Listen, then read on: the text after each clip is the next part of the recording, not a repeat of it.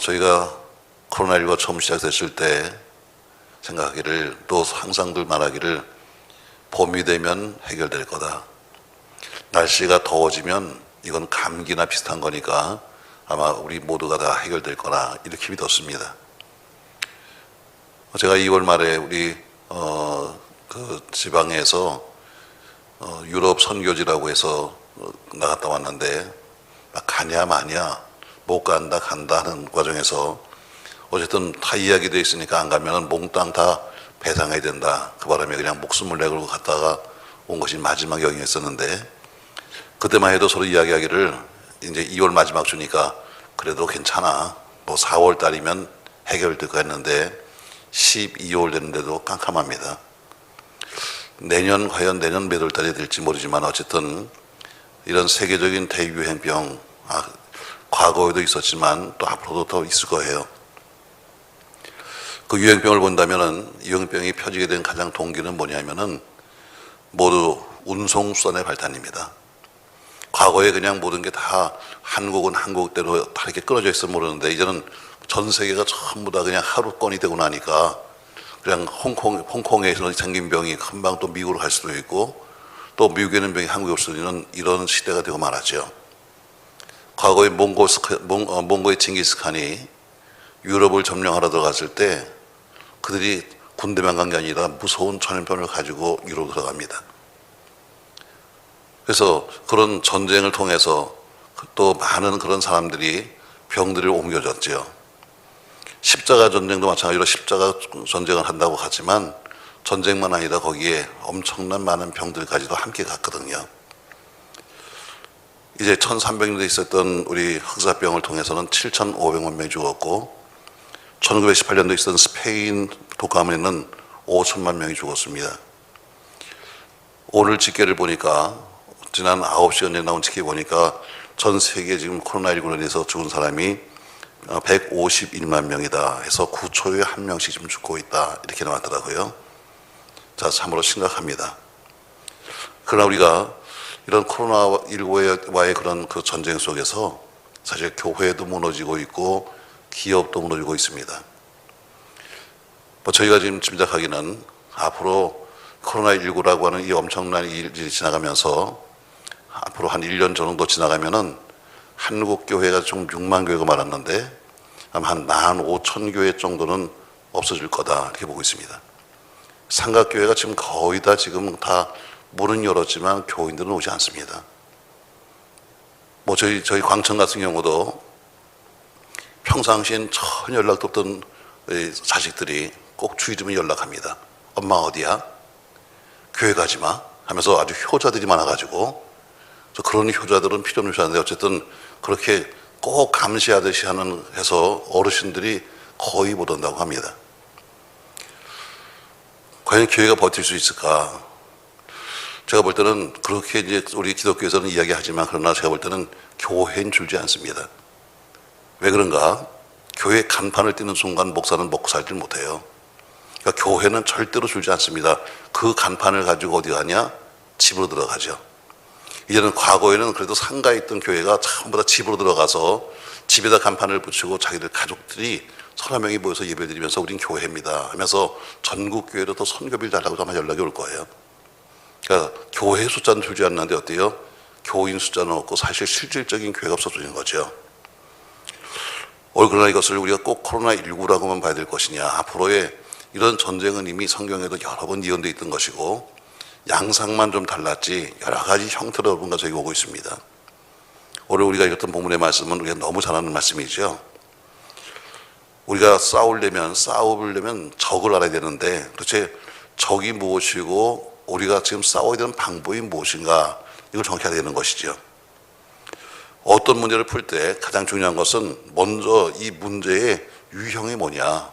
어제 시험 봤습니다. 아이들이 이 문제의 유형이 뭐냐, 그것을 알아야 되는 거죠. 이것을 힘으로 막아야 되는 것이냐, 아니면 이것을 뭘로 막아야 될 것이냐 하면서 어떻게 막을 것인가 하는 그런 대비가 필요합니다. 맞습니다, 여러분. 입시생들 또 취준생들이 나름대로 자기들이 열심히 공부했습니다. 사실 그 공부란 것은 뭐냐면 쉽게 말하면 지금 무장하는 거예요.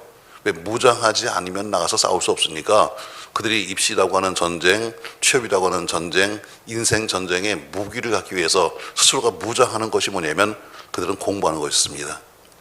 신앙생활도 마찬가지로 여러분과 제가 싸워서 이기려면 우리 스스로를 무장하지 않으면 이길 수가 없는 거죠. 옛날 전쟁과는 지금 다르죠. 옛날에 다윗 때는 돌멩이 하나만 잘 던져도 이겼습니다. 그때는 그게 무기였으니까. 과거에는 활을 쏘고 그다음에 창 잘 쓰고 말 잘 타면은 이기는 시대가 있었어요. 그러기 점점 바뀌면서 1차 전쟁 때는 탱크를 많이 가진 그런 나라가 이겼습니다. 2차 세계대전 때는 비행기를 많이 가진 나라가 이겼습니다. 걸프 전쟁 때는 미사일과 잠수함을 가진 나라가 이겼습니다. 지금은 그런 무기가 아니라 사실은 뭐 지금 엄청나게 우리가 많은 걸 사드립니다만 그러나 지금은 첩보전입니다. 눈에 보이지 않는 다 첩보를 하는 거예요. 그처럼 지금 상대방이 지금 어떻게 무엇을 통해서 오는가를 우리가 알아야 됩니다. 오늘 성경 여러분과 저에게 이 모든 전쟁, 세상적인 전쟁이 이런 것만 하면 우리는 또 하나의 전쟁이 있는데 우리가 싸우는 전쟁은 영적 전쟁이요. 언제 되는가? 하나님이 태초에 천지를 만드시고 아담과 사단이 더불어서 그 전쟁이 있었는데 아담이 졌다. 그때부터 이제 시작되는 겁니다. 그러니까 사단은 처음부터 와서 아담을 건드리면서 전쟁을 시작했던 거죠. 근데 아담은 지고 말았어요. 그러면서 우리의 싸움은 혈과 육의 싸움이 아니다 하면서 영적 싸움에 대해서 말씀하고 있습니다. 오늘 저는 현실을 극복하려면 이런 제목으로 우리 잘 아는 에베소 6장에 나오는 영적 무장에 대해서 말하면서 여러분과 제가 꼭 이길 수 있기를 주의 이름으로 축복합니다. 신앙생활 마찬가지입니다. 이제 12월인데 우리가 디모데후서에 보면은 바울이 디모데에게 편지를 씁니다. 디모데야, 겨울이 오기 전에 빨리 좀 왔으면 좋겠다. 겨울이 오기 전에 너 빨리 좀 와라. 올 때 그냥 오지 말고 마가 좀 데리고 오고 하면서 겨울이 오기 전에 빨리 좀 왔으면 좋겠다. 이런 편지 써요. 디모데후서는 사도 바울의 마지막 편지였습니다. 근데 마지막 편지 맨 마지막 장에 가면은 자기 사랑하는 아들 디모데에게 말하기를 디모데야, 이 겨울이 오기 전에 빨리 좀 와라. 이렇게 말해요. 물론 그에게는 그 겨울은 그 당시에 육적인 겨울이었습니다. 그 지하 감옥 속에 차가운 그 겨울도 되지만 그러나 그는 마지막 인생의 마지막 이제 거의 지금 죽어가는 마지막 순간이기 때문에 여러분과 저에게 오는 차가운 겨울처럼 인생도 이제 가을을 지나 겨울로 갈 수 있다는 거죠. 지나가는 나이를 소이겠습니까, 여러분? 다 이팔 청춘 같지만 그러나 세월이 가면서 어때요? 다 여러분 휘는 허리, 또 그다음에 벗겨지는 머리, 여러분 송기 쏘는 것처럼 여러분과 저도 마찬가지로 인생의 겨울이 온다. 즉 그 처음부터 우리가 뭐 인생의 겨울을 앞두고 바울이 편지를 쓰는 것처럼 지금 우리도 인생의 겨울이 오고 신앙의 겨울이 오고 있다. 이 겨울을 우리가 어떻게 맞을 것이냐? 여러분 아무쪼록 겨울 준비하셔야 합니다. 우리가 겨울 준비 잘한 사람, 시험 준비 잘한 사람은 아무래도 이번 좋은 결과를 갖겠죠. 또 물론 열심히 했음에도 불구하고 잘 성적이 안 나올 수도 있어요. 어제 보니까 뭐 여기 명동여고인가 시험 보는 데는 2분 먼저 종을 울려가지고 지금 난리더라고요. 자, 겨울. 여러분과 저에게 영적인 겨울도 있고 육적인 겨울도 있다. 겨울 준비를 잘하면 육적인 겨울도 잘 날 수 있는 거고 겨울 준비를 잘하면 영적인 겨울도 잘 날 수 있다. 그럼 우리는 특별히 영적 싸움이니까 영적인 여러분 겨울을 잘 준비하면서 모든 악한 것들과 싸워 이기시기를 주의 이름으로 축복합니다. 자, 그럼 싸움의 방법, 문제 유형이 뭐냐?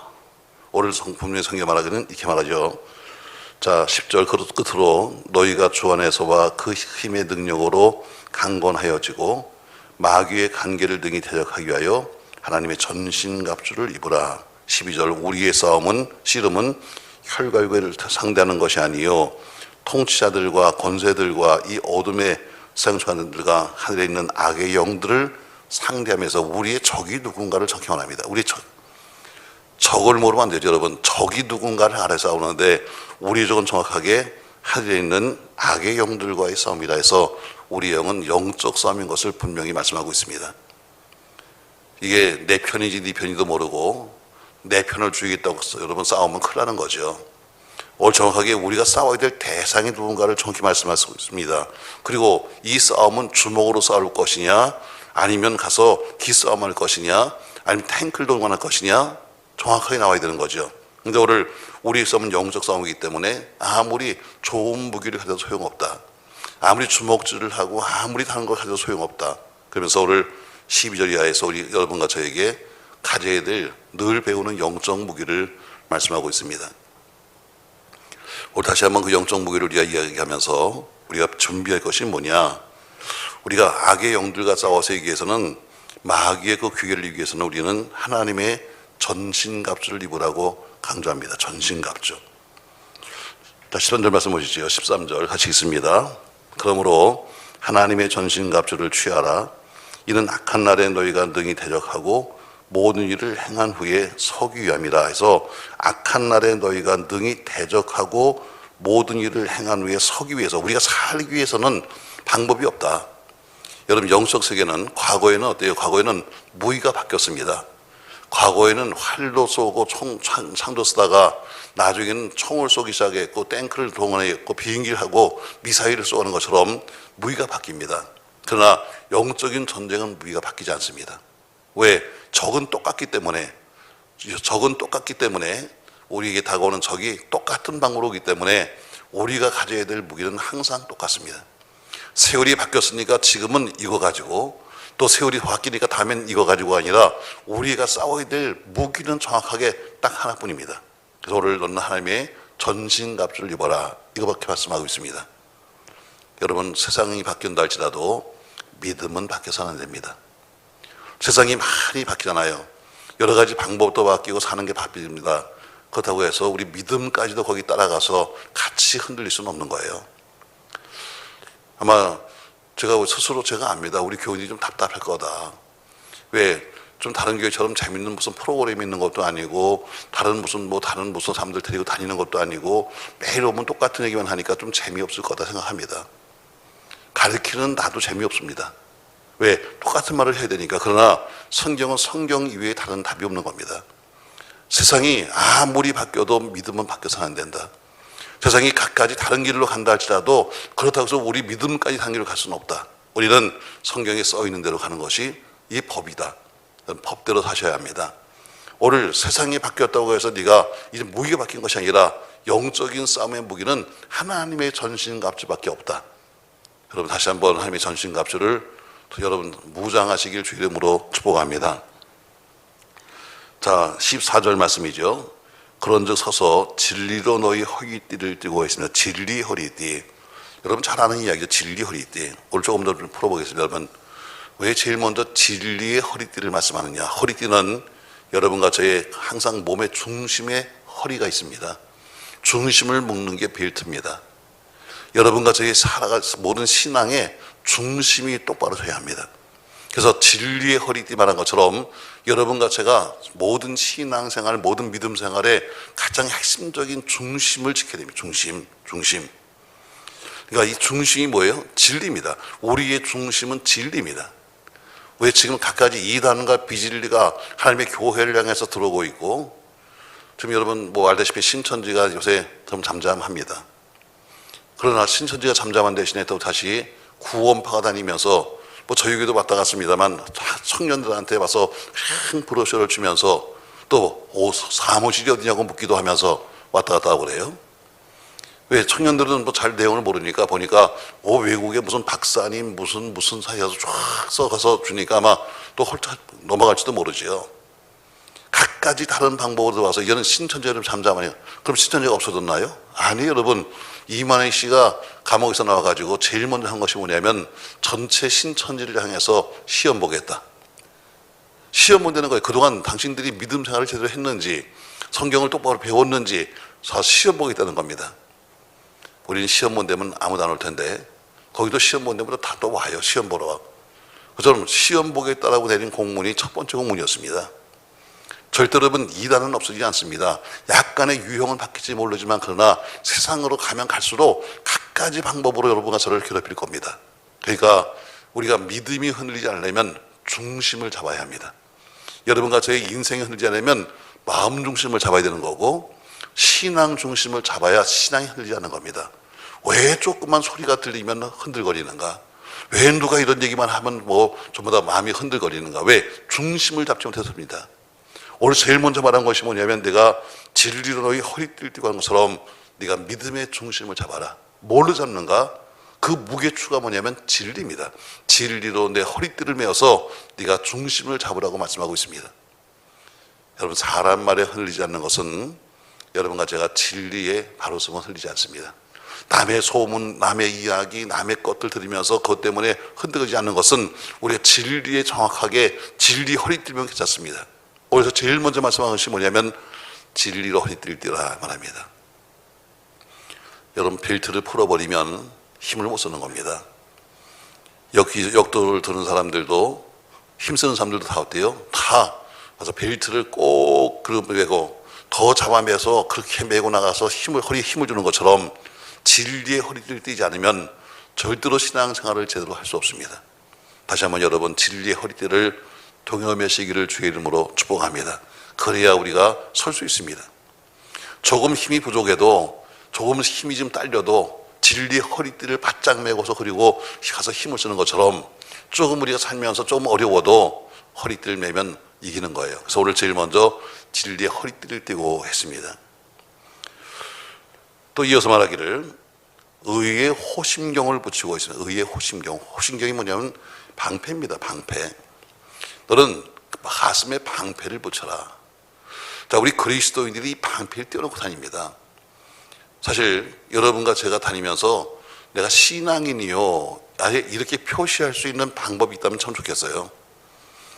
예를 들어서 과거에는 뭐 십자가를 달기도 하고 차에다가 십자가를 또 달아서 표시하기도 하고 나름대로는 성경을 들었는데 성경도 그나마 안 들고 다니고 표시가 없습니다. 목사도 마찬가지예요. 목사란 표시가 없습니다. 과거에는 우리가 목사가 되면 십자가를 달고 다니기도 하고 했는데 이제는 표시가 없어요. 저게 목사인지 아니면 뭔지 알 수가 없으니까 어디 가서 이쪽 가면은 가만히 있으면 난 세상 사람이 되는 거고 또 저쪽 가서 또 목사인 척하면 목사가 되는 거예요. 오늘 너희가 마음에 믿음의 한 표체라. 이 얘기는 뭐입니까, 여러분? 여러분과 제가 밖으로 표시는 못한다 할지라도 여러분의 살아가는 삶 속에, 저희 살아가는 삶 속에 언행과 행동을, 언어와 행동을 통해서라도 여러분과 제가 그리스도인 것을 알려줘라. 학교 다니는 때 과거 여러분 기억나시죠? 지금은 학교 다니는 학생들이 빠지도 없습니다만 우리 때만 해도 다 빠지는 거예요. 왜? 이걸 달아야만 또 버스표를 내고 다녔으니까. 나름대로 그래도 좋은 학교 다니는 학생들은 다 그래도 여기다 달고 다닙니다. 조금 중간 학교 다니는 애들은 이걸 또 거꾸로 답니다. 거꾸로 이렇게. 좀 나쁜 학교 다니는 사람들은 안 답니다. 그리고 어디다 다니는가? 벨트에다 달아가지고 누가 꼭 보자면 이렇게 벨트를 클러서 보이죠.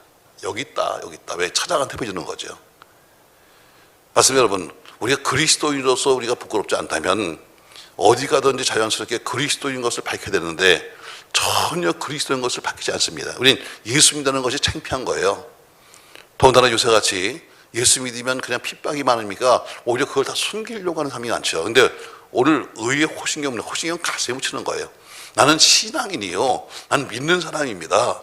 여러분, 이걸 붙여도 지금 적군 들어오는데 이나마도 떼어버리니까 막을 길이 없는 겁니다. 그래서 너희는 의의 호신경을 붙여라. 이렇게 말씀합니다. 방패는 뭐예요? 불화살을 막을 수 있는 겁니다. 우리에게 쏘는 불화살을 막을 수 있는 게 뭐냐면 바로 우리의 믿음의 방패입니다. 저는 여러분과 제가 어디 가든지 난 신앙인이요 이렇게 말할 수 있기를 주의 이름으로 바랍니다. 그럼 신앙인이요 말했다면 신앙인다운 행동과 신앙인다운 언어가 필요합니다. 그냥 난 신앙인이요 하고 막 살아버리면 남들이 어때요? 오히려 욕을 하죠. 그러니까 내가 신앙인이요가 바뀔 수 있다는 것은 그만큼 내가 신앙인다운 삶을 살겠다는 그런 의미입니다. 그래서 오늘 두 번째 의의 호심경을 붙여라 이렇게 말씀하고 있습니다. 자, 세 번째 보니까 평안의 복음이 준비한 것으로 신을 신어라. 평안의 복음의 신을 신어라. 여러분과 제가 가는 곳마다 항상 남아야 될 것이 있습니다. 그건 뭐냐면 여러분과 저의 발걸음에는 복음의 발자국이 남아야 합니다. 가서 우리가 가는 곳마다 무슨 놀고 밥 먹고 이런 발족이 아니라 우리가 가는 곳마다 예수 그리스도를 전했던 복음의 전도의 발자국이 남아야 한다는 것이죠. 저는 그래서 오늘 복음의 신발을 신어라. 복음의 신발을 신었으니까 어때요? 그 발이 가는 곳마다 항상 뭐가 가냐면 복음이 따라가는 겁니다. 가는 곳마다 같이 가서 어울려서 노는 그 정도가 아니라 그들이 가는 발걸음마다 항상 예수 그리스도 그분의 이름이 같이 가는 복음이 전파되는 겁니다. 전 여러분이 가는 곳마다 예수 그리스도 이름이 함께 전파되기를 주의 이름으로 축복합니다. 이건 여러분 형식적인 그런 내용이 아닙니다. 이 내용은 그냥 우리가 쉽게 그냥 복음의 신발을 복음을 신었구나 이것이 아니라 오늘 이 말씀은 우리가 전쟁을 하기 위해서는 너희가 이렇게 돼야 된다. 껍데기만 군화를 신지 말고 그 군화가 가는 곳마다 승리를 보장하는 것처럼 여러분 군화를 신으면 뭐 웬만큼 위에 뭐가 떨어져도 안전화 같은 거는 속에 쇠가 돼서 든든합니다. 그처럼 우리가 내가 지금 전쟁에 가려면 가시밭길도 있고 돌짝밭도 있고 갖가지 길을 가야 되는데 고무신 신고 갈 수 없습니다. 그러니까 거기에 맞는 신발이 뭐냐면 복음의 신입니다. 여러분 가는 곳마다 항상 복음의 발자국이 남기를 주의 이름으로 부탁합니다. 저 양반 왔다 가니까 그래도 말 한마디라도 어때? 우리가 말은 못해도 행동으로, 말은 못해도 말 한마디로 어때요? 저 사람이 간 곳마다 예수가 왔다 갔네. 여러분 그런 복음의 신발을 신어라. 저 양반 왔다 가니까 오히려 세상에 믿음도 잊어버리겠네. 이게 안 되는 거지요. 자, 16절. 모든 그의 믿음의 방패를 가지고 이로써 능히 악한 자의 모든 불화살을 소멸하고 있습니다. 네 번째는 믿음의 방패를 가져라. 그래서 믿음의 방패가 필요한 이유를 말했습니다. 방패가 필요한 이유는 뭐냐면 능히 악한 자의 모든 불화살, 상대방이 쏘고 있는 모든 불화살을 막을 수 있는 유일한 방법이 뭐냐면 바로 믿음의 방패입니다. 모든 상대방이 우리에게 무엇을 쏘든 불화살을 쏘든 혹은 말로 쏘든 뭐라든 간에 막을 수 있는 것은 뭐냐면 갖가지 이단 사설, 갖가지 들려오는 무슨 소문, 갖가지 들려오는 나쁜 일들, 이 모든 것을 막을 수 있는 것은 바로 믿음의 방패를 막는 겁니다. 그래서 여러분과 제가 믿음의 방패를 가지라고 말씀합니다. 결국 믿음이 없으면 남의 말 한마디에 순식간에 무너집니다. 믿음이 없으면 남의 소리 하나에 전체가 무너지는 거예요. 아무리 10년을 공든탑을 쌓았다 할지라도 한순간에 모든 게 무너집니다. 저는 목회자로서 교회들을 바라면서도 정말 10년, 20년을 애썼던 목회가 순식간에 무너지는 거 참 많이 봤습니다. 순식간. 저게 바로 그 말하는 거구나. 인생도 마찬가지죠, 여러분. 사업도 마찬가지입니다. 그렇게 애를 쓰고 수고했음에도 불구하고 순식간에. 그처럼 우리에게 다가오고 있는 악의 영들이 갖가지 악한 불화살을 쏠 겁니다. 그 불화살의 내용은 여러 가지가 있겠죠. 우리에게 직접 쏘는 어떤 문제, 어떤 또 혹은 물질적인 문제, 혹은 영적인 문제, 혹은 사람과의 문제, 갖가지 문제가 있지만 그러나 이것을 막을 수 있는 것은 뭐냐면 오로지 믿음의 방패밖에 없다. 믿음밖에 없다는 거죠. 그 듣는 모든 것을 믿음으로 막아라. 그냥 여러분 방패를 들이면 화살이 와서 꽂혀도 뚫지는 못합니다. 상처를 낼 수는 있지만 그러나 무너지진 않습니다. 화살이 꽂혔으니까 아파서 그것이 어때요? 방패에 상처를 분명히 낼 겁니다. 그럼에도 불구하고 그 불화살은 절대로 우리를 죽일 수는 없습니다. 사랑하는 성도 여러분, 여러분과 제 믿음의 방패를 다시 한번 돌아보시기를 주의 이름으로 축복합니다. 아무런 방패도 없이 그냥 가슴을 내밀고 있으니까 적군들이 쏘는 겁니다. 갖가지로 쏘죠. 여러분 세상의 방법이 얼마나 많습니까, 여러분? 그것으로 쏘기 시작하니까 우리는 순식간에 몰리고 마는 겁니다. 또 한 가지 뒤에 보니까 17절에 구원의 투구와 성령의 검이 있습니다. 구원의 투구를 써라. 자, 구원의 투구가 뭔가? 투구는 머리에 쓰는 거 아니겠습니까, 여러분? 여러분과 저의 머리에는 항상 구원과 소망과 확신이 필요합니다. 다시 말해 이 머릿속에는 어때요? 항상 우리가 구원, 항상 소망, 항상 희망. 여러분 이것이 뭐예요? 그리고 확신. 자, 어린 소년 다윗은 군인도 아니었습니다. 그가 무슨 골리앗과 싸우기 위해서 특별히 훈련받은 것도 없었고 전쟁하러 나간 사람도 아니었습니다. 그 당시 전쟁은 지금과 달리 모두가 다 예비군입니다. 특별하게 무슨 장군 무슨 이런 사람 위에는 다 예비군입니다. 집에서 다 일하고 그리고 집에서 농사 짓고 다 일하다가 어느 날 나팔이 소리가 들립니다. 부 하고 들리면 모두가 자기가 집에 있는 칼 들고 창 들고 그리고 자기가 먹어야 될 쌀 들고 그리고 옷까지도 싸들고 전쟁터에 가는 겁니다.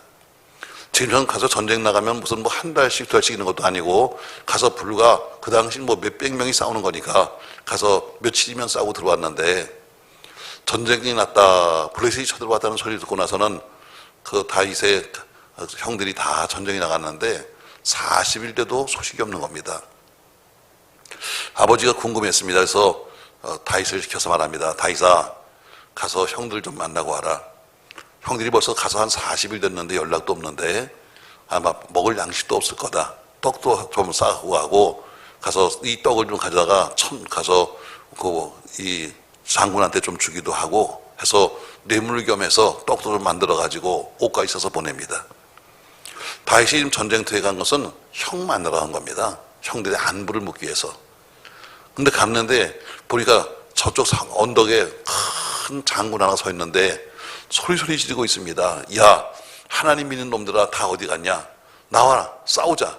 너 다 나눌 것도 없다. 한 명만 나와라. 그래서 나하고 둘이 한번 겨뤄보자.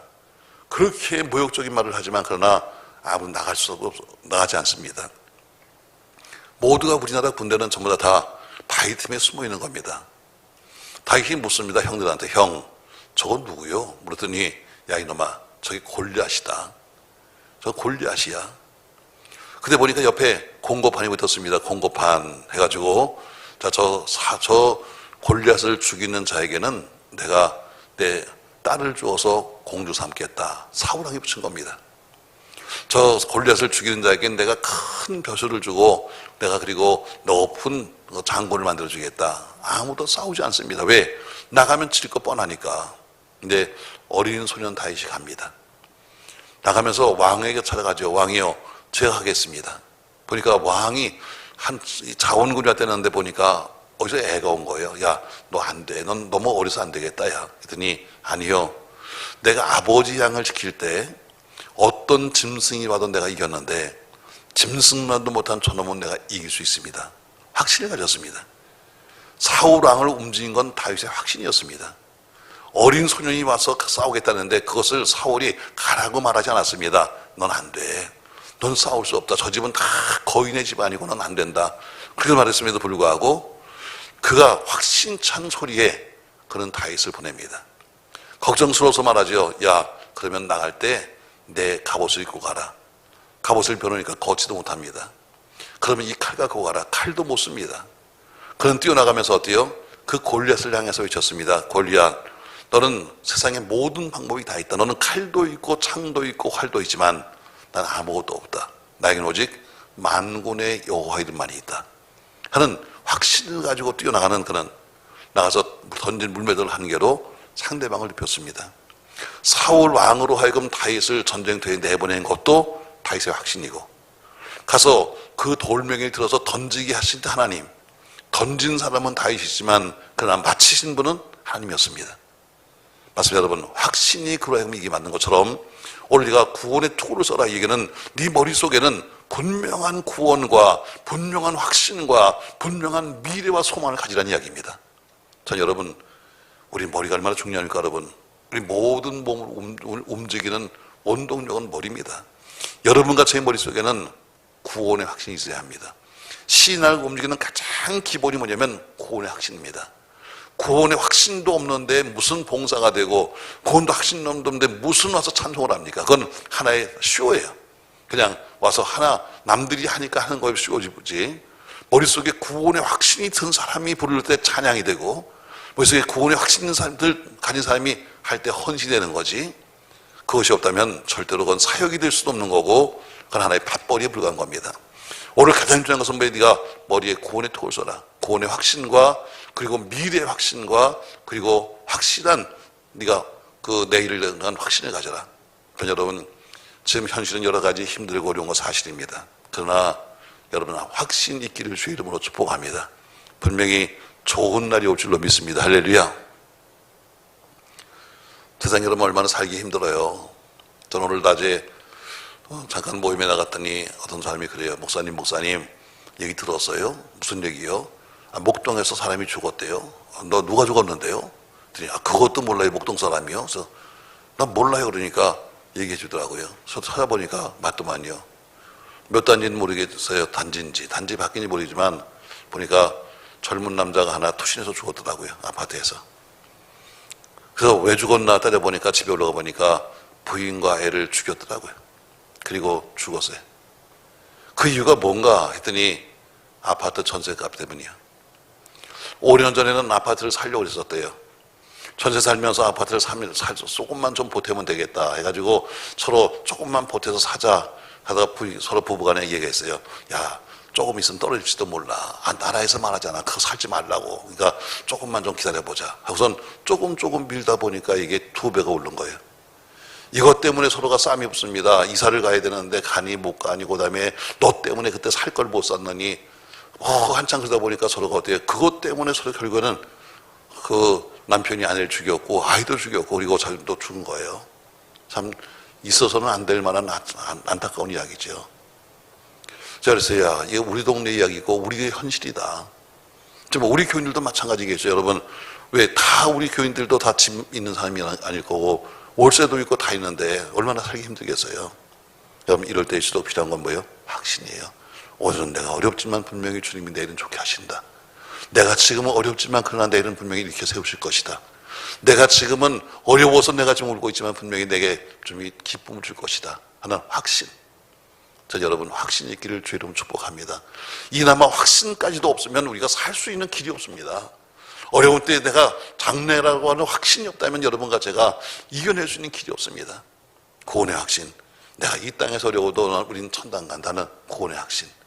내가 지금 여기서 힘들지만 그러나 곧 우리 주님이 주님의 이름으로 우리를 승리케 하시리라는 확신. 저 여러분 이 확신이 있기를 주의 이름으로 축복합니다. 오늘 너는 머리에 구원의 툭을 써라. 이 모든 것 아무리 네가 무장을 해도 네가 아무리 무슨 호신경을 붙이고 믿음의 방패를 들고 여러 가지를 한다 할지라도 네가 확신 없으면 안 돼. 그래서 구원의 확신, 머리에 확신의 툭을 써는 이야기입니다. 그러면 성령의 검, 곧 하나님 말씀을 가지라 해서 모두가 다 전부 다 자기를 가리는 것뿐이에요. 보세요 여러분, 전신갑주가 뭡니까 여러분? 허리띠를 띠어라. 또 그리고 의의 호신경을 붙여라. 평안의 복음의 신발을 신어라. 이제 방패를 가져라. 전부 다 앞부분을 가렸습니다. 전부 다 방어용이에요.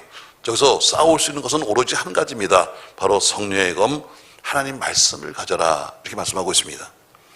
결국 우리가 가질 수 있는 것은 뭐예요? 하나님 말씀으로 사단을 물리치고 하나님 말씀으로 공격하는 사단을 무너뜨리는 것, 이것밖에 없는 것이죠. 그래서 성령의 검을 가져라 이렇게 말씀하고 있습니다. 그러므로 여러분과 저에게는 하나님의 말씀이 필요한 겁니다. 공부를 여러분 하고 싶어하는 사람이 누가 있습니까 여러분? 나는 우리 교인 자녀들 보면 가끔가다 그렇게 말해요. 공부가 제일 쉽대. 난 속으로 정말 이해가 안 돼. 목사님 저는 할 수 있는 건 아무것도 없고 공부가 제일 쉬워요. 너 약 올리는 거야 지금? 그렇게 말하는 사람도 있긴 있더라고요. 공부가 제일 쉽다고. 모르겠어요. 공부를 할 줄 아는 사람에게는 공부가 제일 쉬울지도 모르죠. 왜? 그런 하는 방법을 아니까. 여러분 방법을 알면 공부하는 사람에게도 방법이 있는데 공부하는 방법을 알면 공부하는 게 제일 쉬울 수도 있어요. 자, 그러나 여러분 공부를 우리 자녀들 보세요. 하고 싶어서 하는 사람이 누가 있어? 안 하면 죽으니까 하는 거지. 신앙생활도 마찬가지로 말씀을 여러분 누가 매일 읽으면서 맨날 기분이 좋고 정말 성경 나오는 것처럼 정말 꿀송이처럼 다른 말씀이라고 그러면 매일 누가 그렇게 할 수 있겠어요? 그러나 우리가 말씀이 없으면 죽으니까 하는 거지. 말씀은 양식인데 안 먹으면 죽으니까 하는 거지. 여러분 이제 구약 성경을 우리가 쭉 읽고 있는데 이제 거의 이제 마감할 때가 가까웠습니다.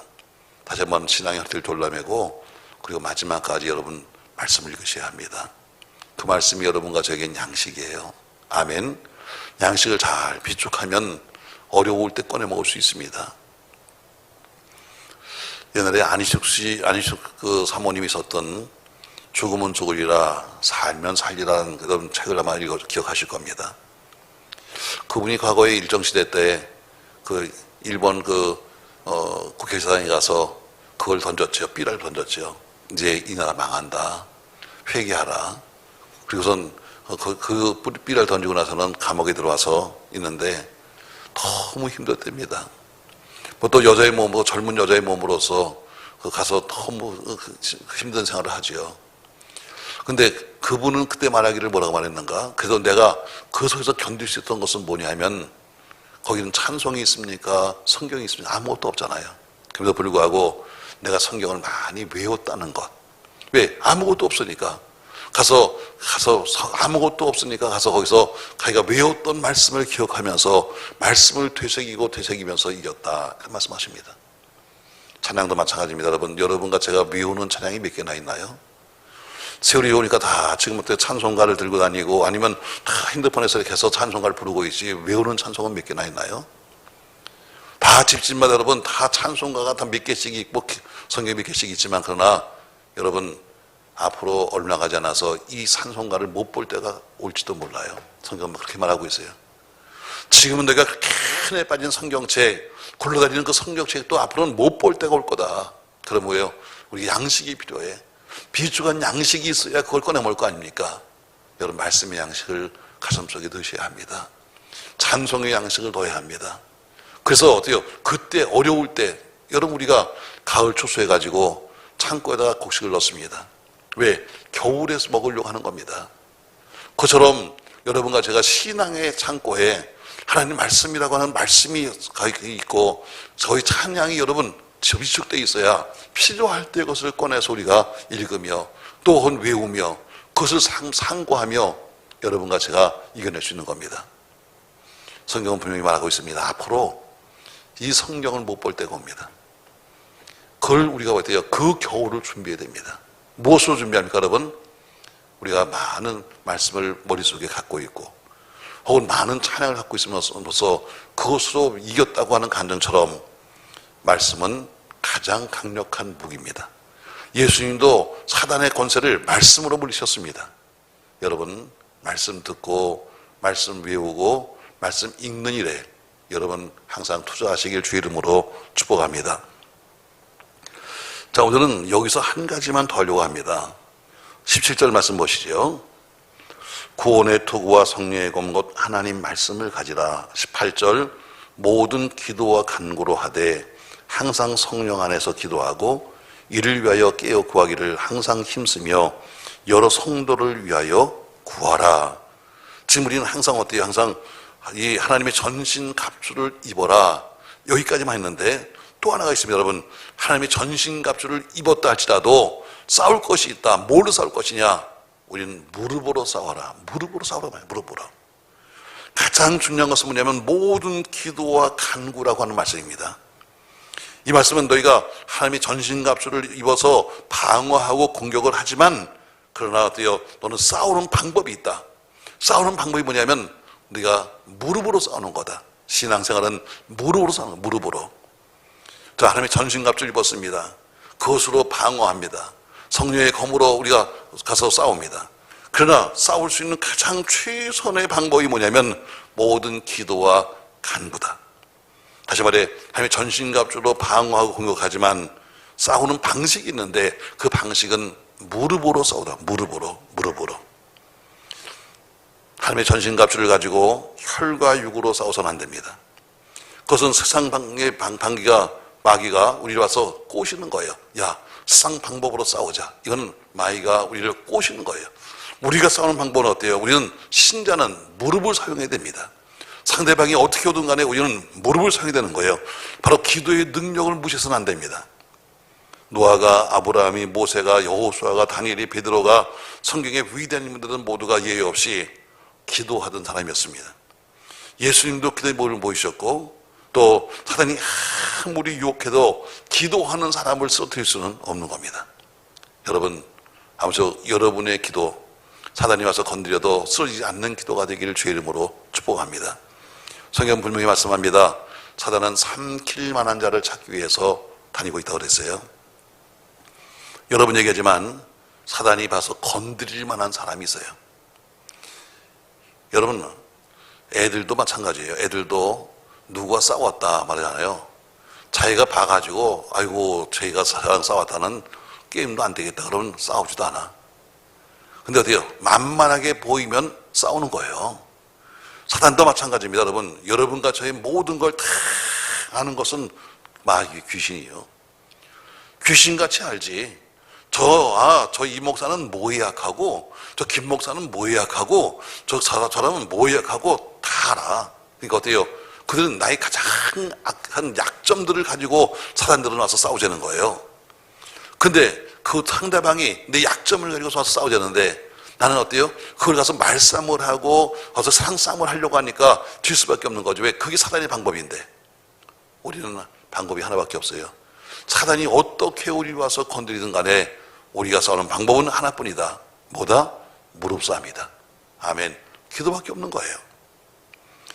맞습니다. 여러분, 사단이 아무리 더 유혹한다 할지라도 기도하는 사람을 넘어들 수는 없는 겁니다. 저는 1년을 마감하면서 참 요새 지금 이맘때쯤이면 우리가 700시간 연속 기도를 할 때입니다.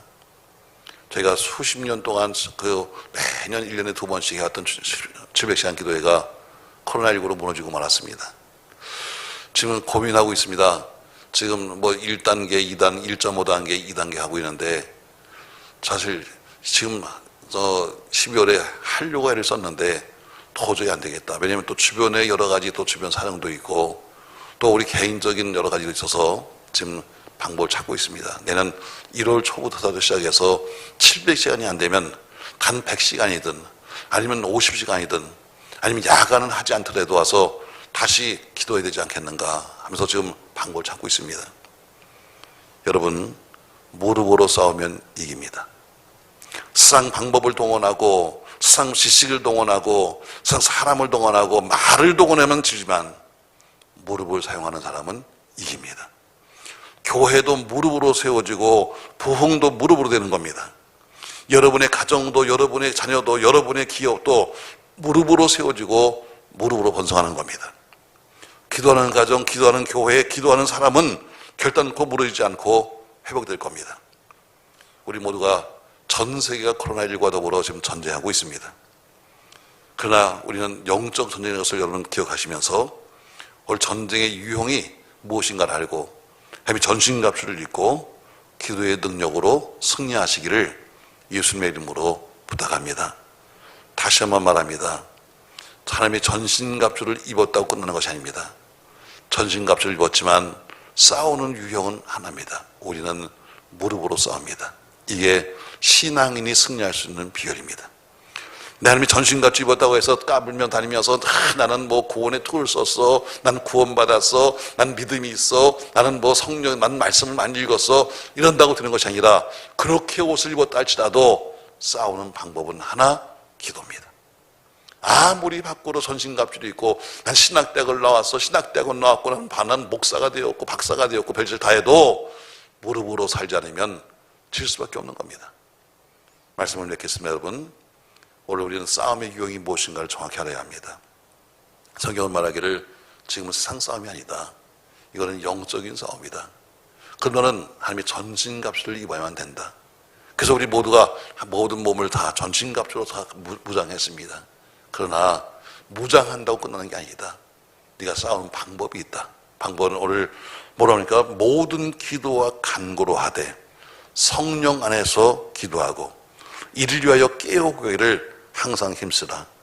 여러 성도를 위해서 구하라는 것처럼 기도만이 싸울 수 있는 길입니다. 저 여러분 아무쪼록 그렇게 1년을 마무리하며 또 1년을 준비하는 여러분과 제가 되시기를 예수님의 이름으로 부탁합니다.